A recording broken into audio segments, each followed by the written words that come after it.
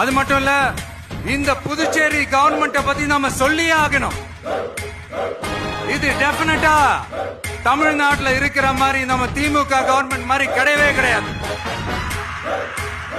ஏன்னா வேற ஒரு அரசியல் கட்சி நடத்துற நிகழ்ச்சியாகவே இருந்தாலும் அந்த நிகழ்ச்சிக்கு தன்னெழுச்சியா வர நம்ம மக்களுக்கு பாதுகாப்பு கொடுத்து பாரபட்சமே காட்டாம இந்த கவர்மெண்ட் நடந்துகிட்டு இருக்கிறாங்க.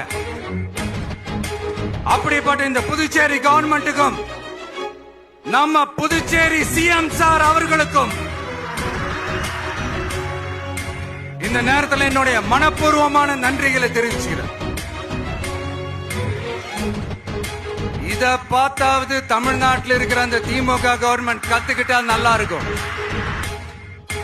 ஆனா அவங்க கத்துக்க மாட்டாங்க. பரவாயில்ல, வரப்போற எலெக்ஷன்ல 100% கத்துக்குவாங்க. அத நம்ம மக்கள் பாத்துக்குவாங்க.